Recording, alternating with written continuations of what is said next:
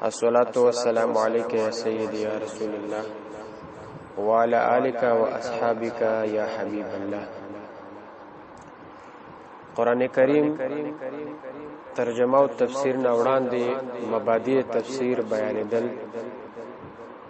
چې په مبادئ تفسیر کې تقریبا مونږ لس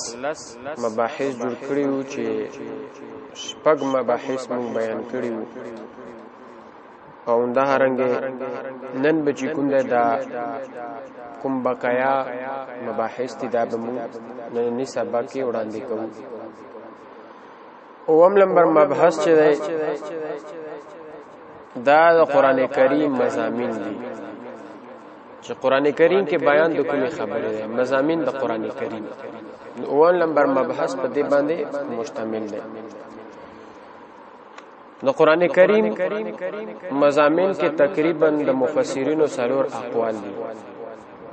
قران کریم مضامین کې مفسرینو څو اقوال دي؟ څلور اقوال دي. یو قول دا دی چې دا د بعضی مفسرینو دی. چند مفسرینو دا قول دی، دوی فرمایي چې قران کریم کې تقریبا د شپږو سیزونو بیان دی.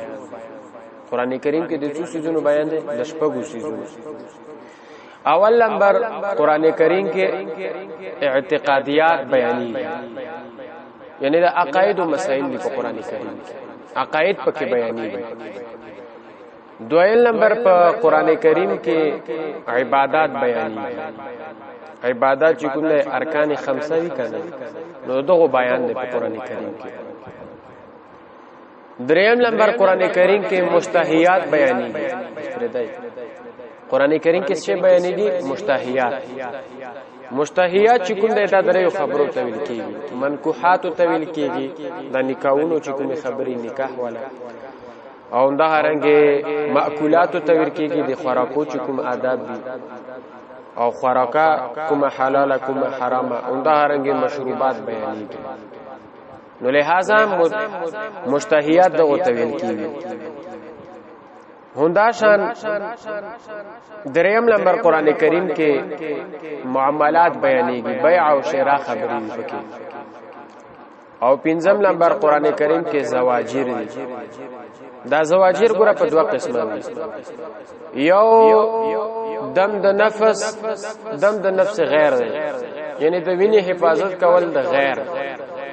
د بل کس د وینې حفاظت کول دي. لکه قصاص ته په قصاص کې چې کومه بدلولو چې چا قتل کړي ما سړی مطلب قتل کوي، د دې نه ما سوا به بل سړی نه قتل کوي.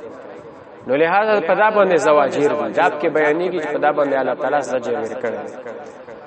او دا رنګه دویم چې کوم دی چې لکه څنګه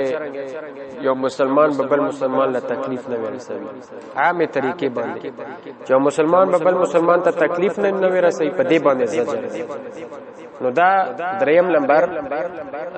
هغه مضمون د قران کریم دی. او دا رنګه پنځم نمبر قران کریم کې آداب الخلقت بیانېږي، د مخلوق آداب بیانېږي. د مخلوق په څنګه آداب کې صحیح شو کنه، یعنی د معاشره اصلاح په قران کریم کې بیانېږي. نو معاشره اصلاح څنګه کیږي؟ اول د ځان نه کیږي چې سړی د ځان اصلاح وکړي، او بیا مطلب دا چې د خپل اهل اصلاح وکړي، او دا هینا بعد چې کوم دی بیا د نور خلکو اصلاح وکړي. چې څومره د وسره سيږي څومره دای مطلب د اصلاح پسې تلای شي. نو په دغه طریقې سره دا پنځه چې کوم دی دا پنځه خبرې په دغه اول قول کې چې قران کریم کې دا پنځه خبرو تذکرہ او دا پنځه خبرې پکې بیانېږي. دویم قول دا دی چې په دغه قول کې پنځه خبرې بیان شوې چې دا فوز الکبیر شاه ولی الله صاحب رحمت الله علیه هم دا قول را نقل کړی دی په فوز الکبیر کې. اول نمبر چې کوم دی قران کریم کې علم المخاصمت بیان دی، د قتل بیان دی چې قتل به څنګه کیږي، د کفارو سره به جهاد په کومه طریقې باندې کې قتل قتال بیان دی. نو دغه بیان پکې هغه طریقه درته قتال هاو خي الله ته قتال طریقه او خي چې قتال او قتل په کومه طریقې باندې کې او ورسره چې کوم دی دویم نمبر علم الاحکام بیانېږي علم الاحکام قران کریم کې ډېر احکام دي کړل نو هغه علم چې کوم دی تطب قران کریم کې بیانېږي دریم نمبر علم التذکیر بنعمت الله علم د یادېدلو په نعمت د الله تعالی باندې چې نعمت د الله تعالی یاد کینو په دې باندې چې کوم دی دا قران کریم کې بیانېږي نو نعمت په الله تعالی یادوي په کومه طریقې سره چې نعمت باندې چې وکي شکریا دی الله تعالی ادا کړي ګوره د نعمت شکریا ادا کېدل دی چې څه شی تعالی الله تعالی ورکړي کوم نعمت په تا باندې الله تعالی کړی چې دا څه وکي دا ته د الله لپاره استعمال اصل شکریا دی نو قران کریم کې دا دریم نمبر دا خبره او دا رنګه څلورم نمبر علم التذکیر علم التذکیر به ایام الله هغه علم پکې بیانېږي چې تا ته یاد شي چې ته یاد کې هغه نعمتونه چې په کوم ورځو کې پتا باندې الله تعالی نعمت کړي چې په کوم ورځو کې الله تعالی پتا باندې نعمت کړي نو هغه به ته یاد وي صحیح شو کړه اوس نبی علیہ الصلوۃ والسلام نعمت ته کړل بدلوا نعمت الله دا قران کریم آیات چې بدل کو نعمت الله تعالی اوس دا نبی علیہ السلام دین اعلان دی ګڼ شمیر مفسرین ویلي چې بدلوا نعمت الله دغه نعمت مراد څوک دی نبی علیہ السلام نبی علیہ السلام نعمت شو کنه په نو لہذا تخصیص و شو کنه نو د شاه ولی الله په قول سره چاهي چې تبت شی بیانوي تب چې کوم د قران کریم کې دا بیانېږي چې هغه ورځ تذکرہ به کې چې په کومه ورځ باندې شي الله تعالی په تو باندې نعمت کړي نو نبی علیہ السلام ورځ تذکرہ په کار وکړي نو تخصیص و شو کنه نو مطلب دا چې کومه 12 ربیع الاول هغه مخصوص ورځ نو په دا باندې چې کوم نه دا باندې تخصیص و شو کنه ځکه چې په دا قران کریم کې بیانېږي او دا رنگی پنځم نمبر علم تسقیر ده بموتین تو قرآن کریم کې د موت د مرګ تذکرہ وکړه مرګ در تعالی تعالی او خوي او د مرګ ذکر وکړه نو دوه قولونه شو دریم نمبر قول دا دی په مضامین د چا کې قرآن کریم کې دریم نمبر قول دا دی چې په دې کې درې سيزونه بیانېږي قران کریم کې څو سيزونه بیانېږي درې سيزونه اول نمبر علم قران کریم کې مطلقاً علم ته وخدل شي دویم نمبر عمل او دریم نمبر ترغیب او ترغیب صحیح شو کنه نو دا درې خبرې څه د قران کریم کې بیانېږي نو څو اقوال شول درې اقوال شول موږ پکې څو اقوال ذکر کړیو څلور اوندا رنګه څلورم نمبر قول دا قول د هغه مفسرینو دی چې څوک یې چې دا قران کریم د پاره څه شی د سوره فاتحه د قران کریم د پاره اجمال دی یعنی د قران کریم ټوله خلاصہ د سوره فاتحه کې او بیا د سوره فاتحه چې کومه ټوله خلاصہ د بسم الله الرحمن الرحیم کې او دا بسم الله الرحمن الرحیم چې کومه ټوله خلاصہ او اجمالا دا په حرف با کې نو دا دغه مفسرینو قول دی نو دا مفسرین یې چې قران کریم کې کوم دی د قران کریم د پاره او مضامین قران کریم د پاره څو مضامین دي او مضامین اول نمبر توحید د الله تعالی قران کریم کې تذکرہ د توحید دی دویم نمبر نبوت د نبی علیہ السلام دریم نمبر عبادت الله تبارک وتعالى ته عبادت تو خی سلورم نمبر واعظ وعید واعظ او وعید در تعالی تعالی خی پنځم نمبر قصص واقعات په قران کریم کې شپږم نمبر دنیا او آخرت تذکرہ په قران کریم کې اوم نمبر دعا په قران کریم کې نو دا څوم نمبر بحثو دا اوم نمبر بحثو چې دا په بحث د دې په باره کې وو چې قران کریم مضامین څه شي نو دا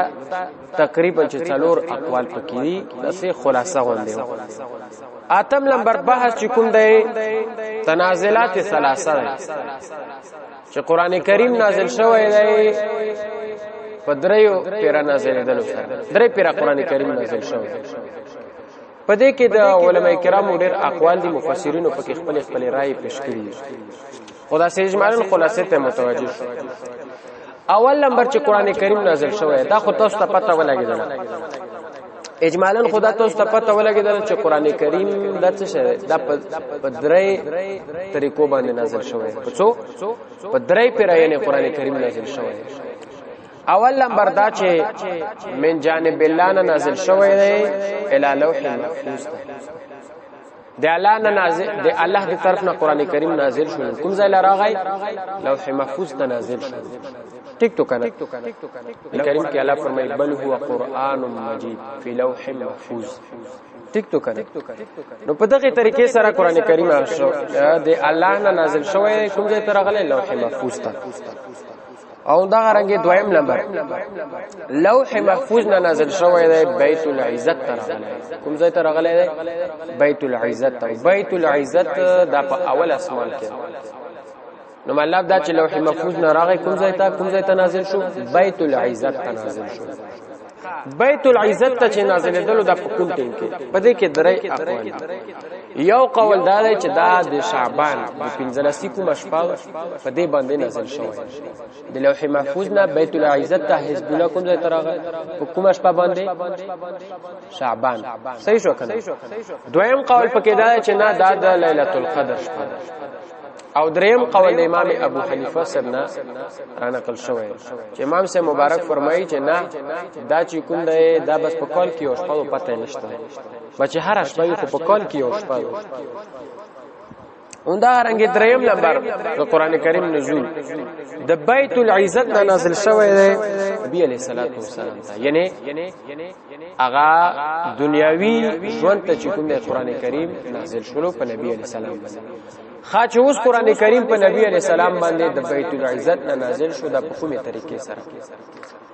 نو یو د په دوه طریقو باندې یو قول دا چې دا دفعا نازل شوی قران کریم د بیت العزت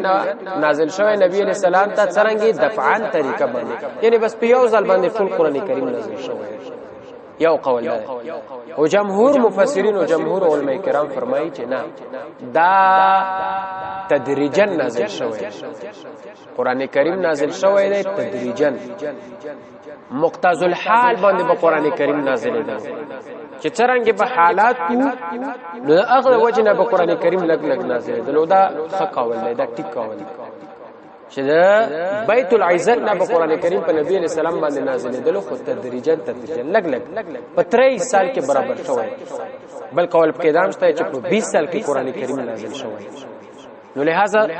جمهور علما فرمایي چې نه قران کریم دا د بیت العزت نه نازل شوی دی نبی علیہ الصلوۃ والسلام ته تدریجا په 3 سال کې نو دا صحیح قول نو په دغه طریقې سره چې کوم نه دات شو دا د قران کریم هغه تنازلات ثلاثه چې قران کریم په دغه درېو طریقو باندې نازل شوی نهم نمبر بحث په دې کې دی چې د مفسرینو طبقات د مفسرین چې د مفسرینو څو طبقات په دې کې چې کوم دی د مفسرینو ډېر خبرې به تاسو چې کله یو تفسیر نیم ګورو نو تاسو به د خبرې ته په مقدمه کې ډېر بیان شي په مبادئ تفسیر کې به ډېر تاسو له په نظر باندې راشي خو دا مفسرینو دا څوري د شپږ مشهور شپږ نورم کې دي خو مشهور څوري شپږ دي چې دا تمام مفسرینو ذکر کړي په دې کې څه شک څه نشته اول نمبر طبقه د مفسرینو صحابه کرام دي صحابه کرام رضی الله عنهم ناول نمبر طبقه صحابه کرام خو صحابه کرام ټول نه هغه صحابه کرام چې کوم معروف فی تفسیر او قران کریم ترجمه او تفسیر کې کوم صحابه کرام معروف اول نمبر طبقه د صحابه کرام دا څو صحابه کرام د الله صحابه کرام چې څلور خلفای رشیدون نامي وخت نازل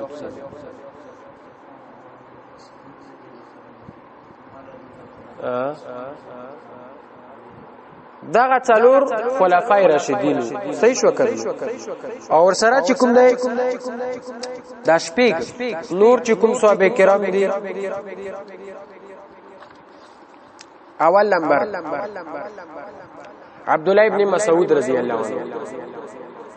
دویم نمبر عبد الله ابن عباس رضی الله عنه دریم نمبر ابو موسی اشعری سلورم نمبر ابی ابن کعب رضی الله عنه او پنځم نمبر عبد الله ابن زبیر او شپږم نمبر زید ابن ثابت نو دا څو شپږ دا شول او څلور دا نو څو شول لس نو دغه صحابه کرام چې دا چې کوم د تفسیر کې ډیر مشهور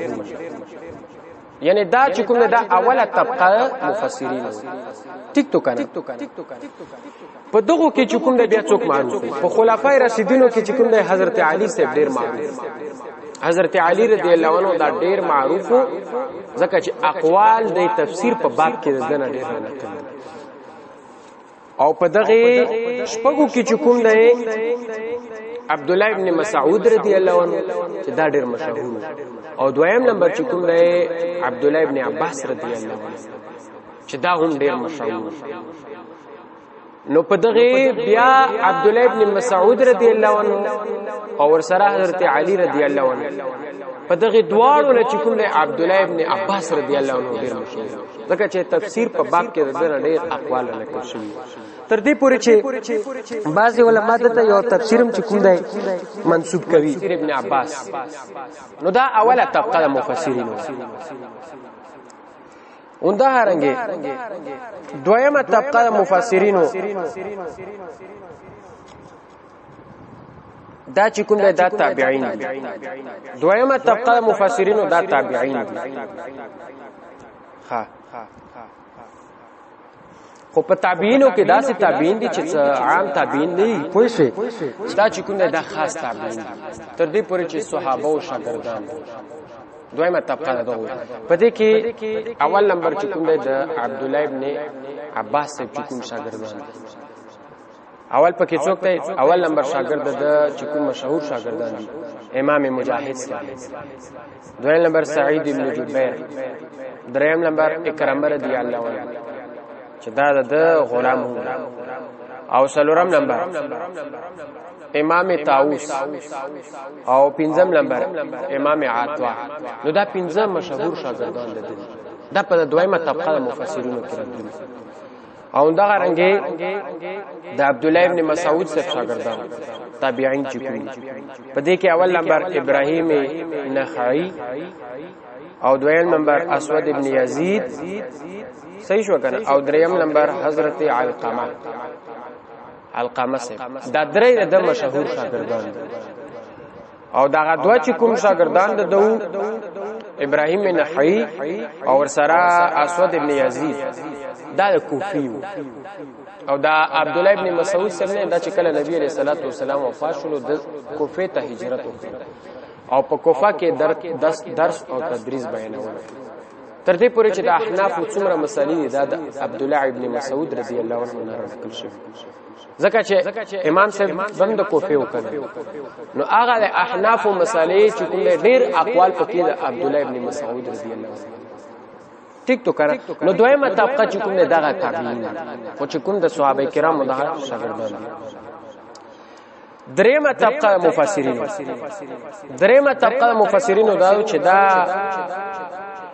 هغه مفسرین دي چې اقوال د تابعین او د صحابه کرامو راجمع کړي دا هغه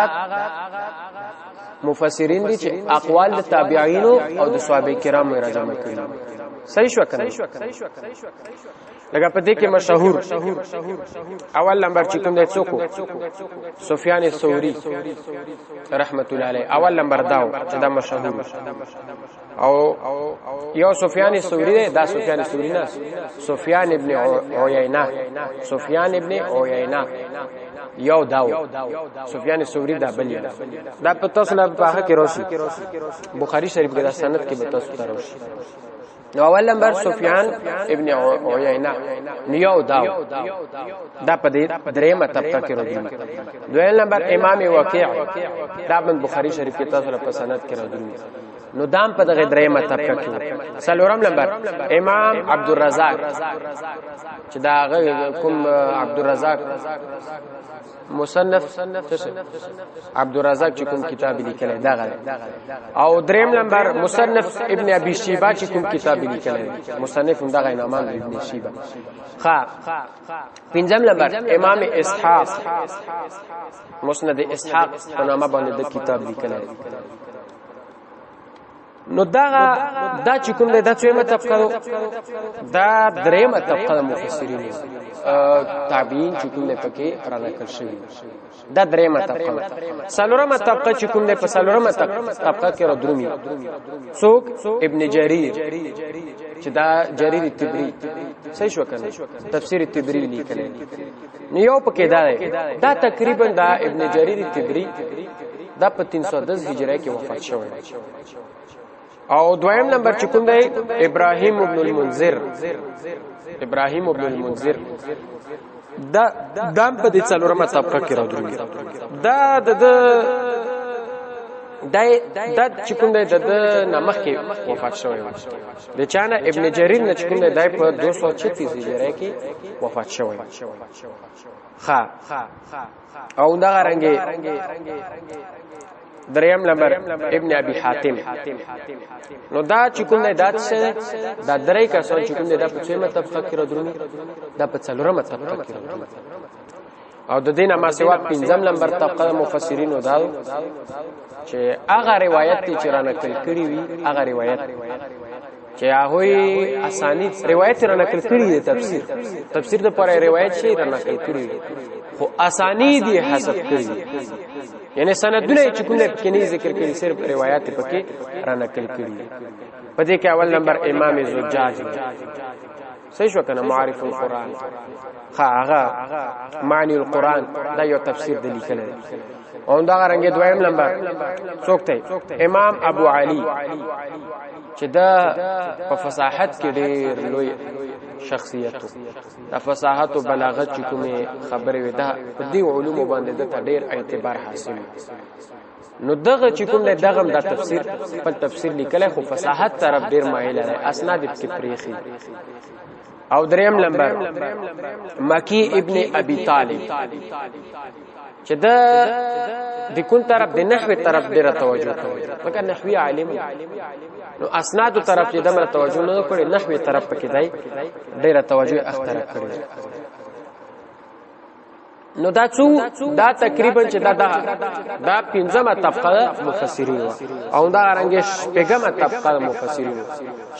طبقه مفسرین دا چې مخکې کوم مفسرینو باندې اعتراضات یا په قران کریم کې ځنه خبره باندې اشکال یا په یو تفسیر کې ځنه خبره باندې اشکال او اعتراض نو دا هوی جوابات دوکړي. دا شپږمه طبقه چې مخکې مفسرینو کوم مطلب تفسیر باندې چې او جرح یا اعتراض نو اج کوم له ادغه ذکر کړي خو په یو خپل طریقه باندې په یو خپل سوچ او فکر باندې په یو خپل فن کې بل فن څنګه چې دا زنه ګوره داسو قران کریم کې لګا چې کوم دهریان یا نور خلق دا اعتراض کوي چې را قران کریم مطلب قران کریم کې او ټکه راشي اهل پر متعدد معنی نو دا خو قران کریم په نقص باندې یو قسم نه دلالت په نقصان باندې چې ډېر معنی نو په کاری چې یو معنی و نو دوی چې کوم دوی چې کړی دوی دا ترکیبی لحاظم کې ډېر ساتل دي د ترکیب په اعتبار سره اول نمبر تفسیر بحر محیط چې کوم تفسیر بحر محیط دا کې مکمل علم نحو او د علم نحو په طرز باندې او ترکیب په طرز باندې دا تفسیر لیکل. دریم نمبر خازن تفسیر خازن چې کوم دا بهترین تفسیر دی. څلورم نمبر چې کوم دی ثعلبی رحمت الله علیه کوم تفسیر دی دا او بل څه هم د پیغام نمبر روح البیان دام چې کوم دام د نحوی په طرز باندې لیکل شوی او دا رنګ علامه قرطبی چې کوم تفسیر دی چې دا کې فقهي مسائل ډېر زیات د فقه په یو طرز باندې لیکل شوی او سره تفسیر جساس دا د تصوف په لحاظ سره دا تفسیر ډېر لیکل شوی تصوف کې ډېر زیات او دا رنګ دا یو حنفي عالم لیکل او ورسره چې کوم دی ځنې داسې تفاسیر وی چې دا عقاید او خیال کې ساتلې عقاید په کې بیان کړی وي لکه تفسیر کبیر شول او تفسیر کبیر کې ټول عقاید علامه رازی سے بیان کړی او دا رنګ تفسیر حلمانی شو په دې کې تمام عقاید بیان شي نو لہذا داغه تفسیرونه نه د په هغه کې طبقه کې پښپېګمه طبقه کې کوم دا مفسرین دي او دغه تفسیر دي او دا رنګ لسم نمبر بحث اخیری بحث چې په بیان به ماخذ د تفسیر کې چې تا تفسیر د څه شي نه اخستل شوی صحیح شو کنه پوه شو یا درجه د تفسیر چې تفسیر په کومه درجه کې تفسیر د پاره څو درجه تفسیر د پاره ماخذات څو نو اول نمبر دا چې تفسیر د پاره څه شی دی شپږ درجه اول نمبر دا چې تفسیر قرآن تفسیر القرآن بالقرآن وشي چې لکه څنګه علامه محمود الوسی رحمه الله فرمایي چې څه فرمایي چې د ځنې آیاتونو لپاره چې تفسیر ګرځیدل ناول نمبر تفسیر په دا باندې چې تفسیر القرآن بالقرآن وشي پوه شو کنه دویم نمبر تفسیر القرآن بالاحاديث چې تفسیر د قران کریم په بیانېږي په احادیث سره یعنی احادیث په ورلت شوی تفسیر خو شرط پکې دا چې سند یې صحیح وي په صحیح سند سره به چکونه تفسیر د قران کریم په حدیثو کې بیانېږي لکه بخاری شریف کې به تاسو لرش کتاب التفسیر دا کتاب په بیان د تفسیر ټول قران پاک تفسیر دی کې ښه نیو دویم دا دریم نمبر تفسیر